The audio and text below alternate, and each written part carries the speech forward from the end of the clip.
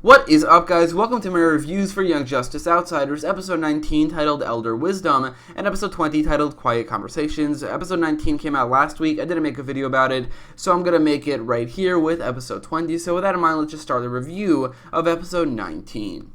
The episode begins with an assassination attempt on Donna Troy as well as Lex Luthor and Aqualad. It turns out that they were hired by Lex Luthor, and he wants to discredit the Outsiders, and this was a pretty fun scene, a good way to start the episode. One problem with it, however, is that Halo gets her throat slashed, which it's so annoying that they do this, not only because I don't like it how people react to that. I mean, nobody did in this episode, and overall this episode was a little better because she wasn't the only one to get hit. Bart Allen got hit as well, but she's the only one to ever get killed or injured in any major way, which is so distracting because she's literally the only one who ever gets injured or killed, and she's the only one who wouldn't die from it. So I think that is kind of a big problem with this season, but overall I think this was a pretty good scene for the beginning of the episode.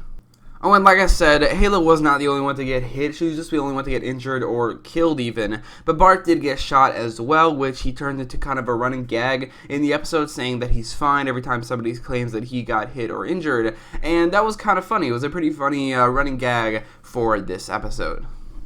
Now, a big plot point of this episode is the parents or guardians of Bart Allen, Cassie, Cassandra Sandsmark, as well as El Dorado, telling them that they can't go out on missions, which was a pretty big plot point. It was probably the main storyline of this episode, and it was fun. I didn't love it or anything. I thought it was fun. It was cute, I guess, but I'm not going to say that I loved it at all. I think that maybe the guardians / parents were definitely convinced a little bit too easily near the end, although like the speech that was given by the Outsiders was pretty good, if not a little bit cheesy. In general, I think they were convinced a little bit too easily. So yeah, I didn't love this storyline. I didn't necessarily think that it needed to happen. There are a lot of things that happened in the season that were shown on screen that at this point I still think just didn't need to happen, and I think this might have been one of them.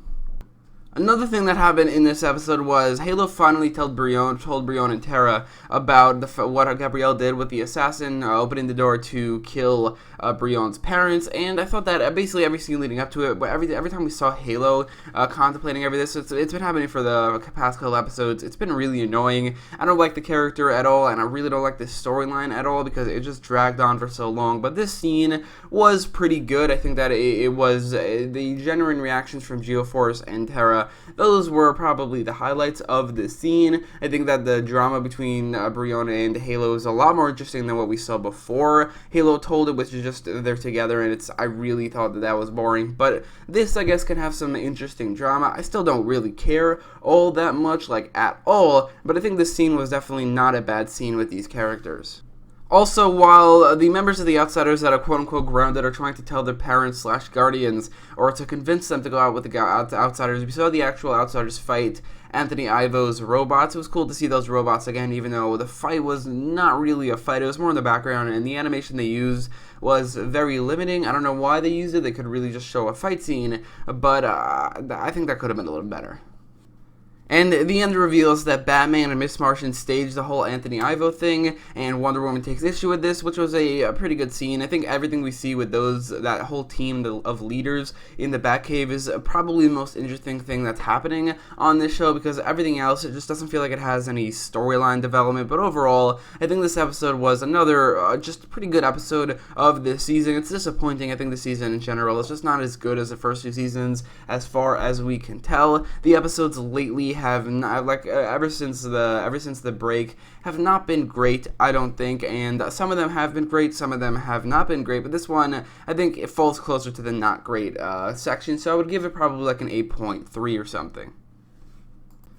Moving on to episode 20, titled Quiet Conversations, which I think is a much better episode than episode 19. It begins with Vic getting a call from his dad, and that somehow activating the mother box, and it starts to take over. So now he looks more like Cyborg, as the actual cybernetics and the actual cyborg part of him start to take over more of his human side, which I thought just generally his design improved in this episode. So the Outsiders call Dreamer of the Forever People, who tells them that Cyborg needs needs to be put in the Mobius chair, and thus we get the introduction of the Mobius chair along with Metron, as well as the Source Wall, which all those things are really, really cool. I love it when they introduce these DC concepts and characters into this universe that we've never seen before, especially when they do it without any announcement or just they do it out of nowhere. And this was actually pretty cool. Seeing the Source Wall on Metron was really, really cool. I'll stick to this storyline for a little bit, just until I finish talking about it, and then get to the other storylines, because I thought this was definitely the highlight of the episode,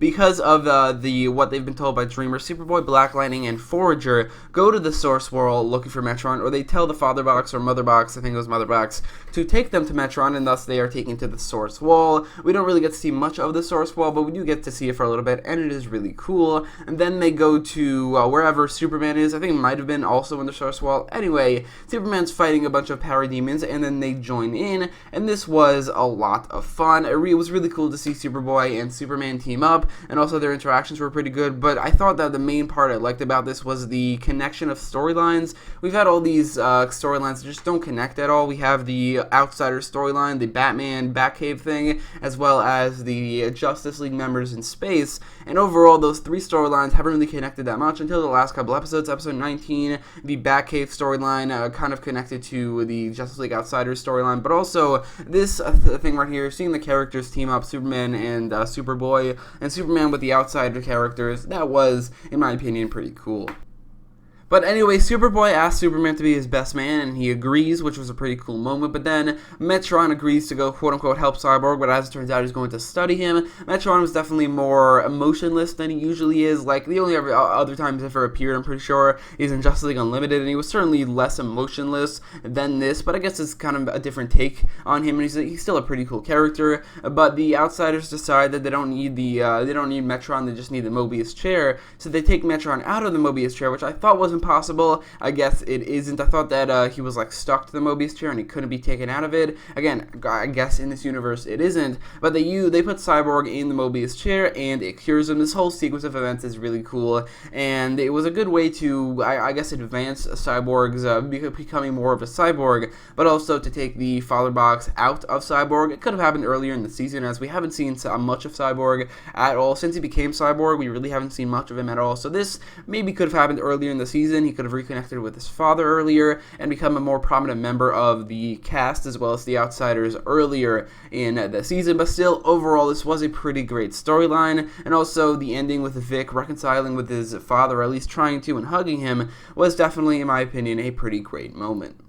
So there are other storylines in the episode. None of them are as good, but there are some good ones. The worst one, in my opinion, is the one with Halo, as she leaves the team or runs away because of the events of episode 19 and goes to her or Gabrielle's family, her cousin and her mother's house, and it was fine. It was definitely, I think, the worst part of the episode. Whenever it cut back to the storyline, it was rather boring, and also it felt kind of pointless. All it really did was show that Tara forgives her. Brion didn't, but Tara did, which again could have been done in a much smaller amount of screen time, and it really felt like Tara's reaction in the last episode, although it was genuine, it was also kind of pointless, as it was all just reversed in this episode. At least Brion stuck to his reaction. I thought that this whole storyline was easily the worst part of this episode. It wasn't terrible necessarily, but it also wasn't great.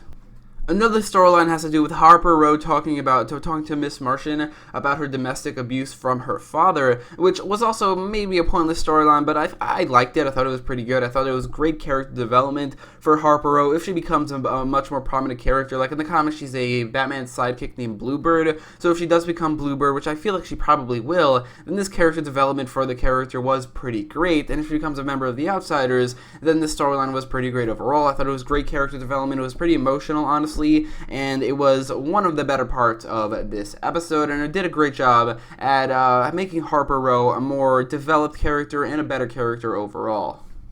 And finally, the last storyline to talk about has to do with Calderon taking this unnamed water Metatine to Poseidonus, which is one of the cities of Atlantis or something like that. I've honestly never heard of it before, but it is a thing. But also, this Metatine doesn't have a name. I think she kind of resembles Dolphin. I'm pretty sure she's going to become Dolphin, so I'm just going to name her. I'm going to call her Dolphin from here on out. And this storyline in general was pretty good. I thought that the moment where Dolphin told Calderon that he's been lying to Aquaman or something was really weird, as it's kind of none of her business, and that was, in my my opinion, fairly unusual. But overall, the storyline, although it was kind of, again, pointless, other than everything to do with Dolphin herself, maybe she's going to become a more prominent character in the show. I honestly have no idea. But overall, the storyline was pretty good. I feel like it was really just there to show that Calderon is gay or is bisexual. He kind of has to be bisexual, as he's had 2 girlfriends over the course of the show, but it turns out he's gay, just like in the comics, or the comics is actually, took the character from the show. He's an original character from the show who they adapted to the comics,